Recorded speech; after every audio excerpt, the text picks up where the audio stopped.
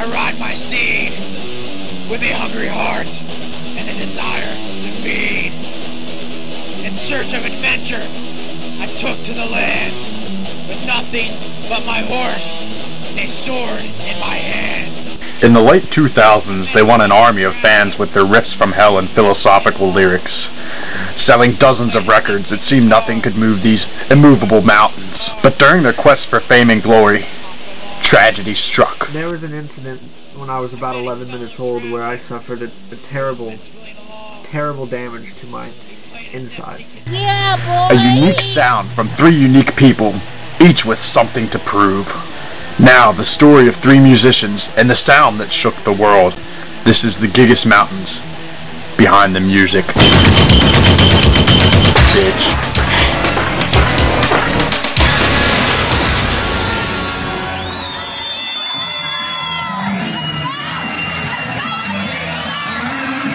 The story of the Gigeous Mountains is one of shock and awe.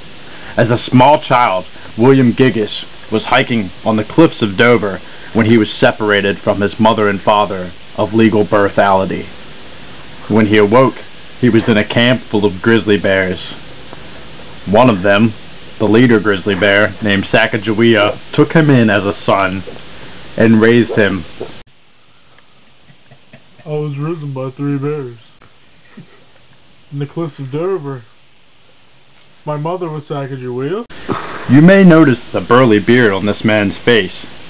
It is not to be taken lightly, for he did not grow it himself. He stole it, and it will forever bestow pride upon his musicianship, anger, and passion.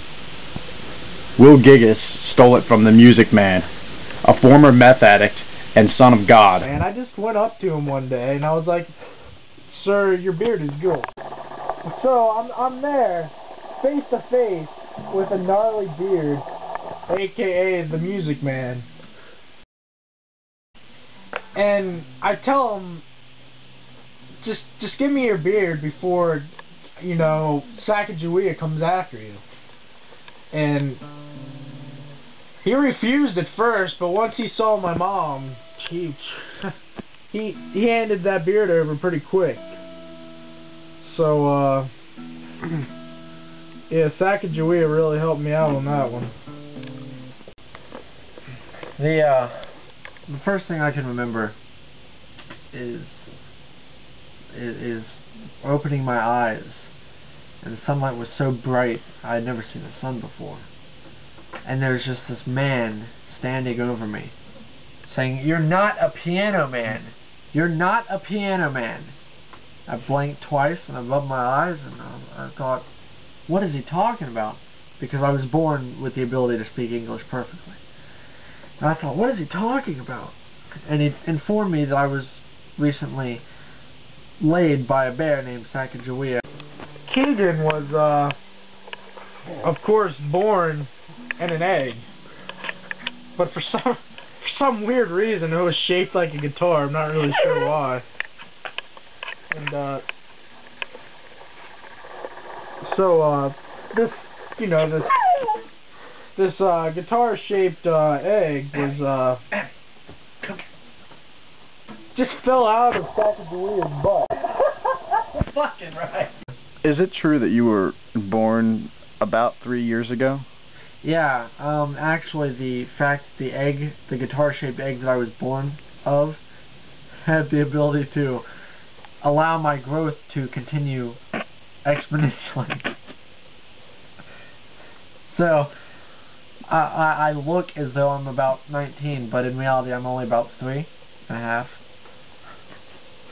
But, William Gigeous, my brother of sorts, by relationship of the bear, took me out one day and began showing me the woods and all the surrounding areas.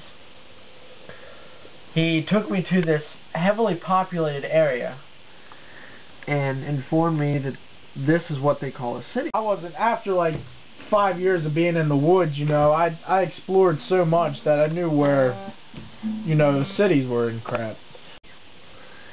And so Mother came with me and William one night, and we went to this place called a music shop. I see this big, burly, bearded motherfucker, and he's walking around with this, this skinny guy, and they have a fucking bear with them. And I walked in, and people were just running out. I don't know what it could be. I mean, it was just me and Will and a 9-foot-tall bear. People were being freaked out because they're seeing a huge bear following 2 people. I'm like, okay, you didn't do that many mushrooms last night. So I blink, and I rub my eyes, and I look again, and they're walking in the door. They leave their bear outside, and they walk over to the guitars, and the guy with the beard just opens up a guitar case and shits in it and closes it like nobody saw. And I'm like, dude, really? And you go, yeah. That would be Will Gigeous. First time I meet Will Gigeous, he shits in one of my guitar cases. And, they're asking me about guitars. We asked the Hardy guy if he could just give us the best guitar that he knew was in that shop. At first he didn't think of how grand my beard was. He was just looking at us like we were 2 mountain men. I made him buy the case, but I ended up giving him a discount. And, I heard this kid play. This kid Keegan that he was with.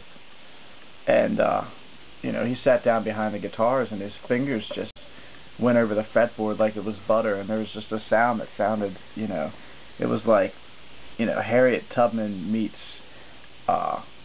Lil Wayne on top of like an amethyst rock or something. Once I laid my hands on it, I just played this nice, beautiful piece that, I don't know what it was.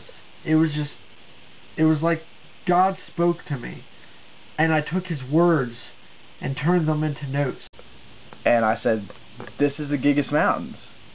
And Will goes, yeah, and he grabs the mic and just starts narrating this story about fucking shitting seagulls and stuff. And he began singing these beautiful notes. Just, the harmony was amazing. And, I look down at my arm, and the hair is going, zzz, zzz, zzz, and I'm like, wow, what kind of power, who harnesses the power to make my arm hairs raise the first time I meet them? And, they're gone, and, customers are fucking running out of the store, and windows are shattering, and they're just going, and it's just beautiful, It's beautiful. There's like a double rainbow, and Will turns to me, and he looks me in the eye, and he says, do you guys have a bathroom? And I said, yeah, why? And he goes, because I'm thirsty. And after that, I knew that he was the guy, So, me, Will, Keegan, and Sacagawea, we went back, he took me back into their wooded area. I think he knew that he had found his new home. Right. And Will went to get a drink in the bathroom, and we left. We went back to the woods.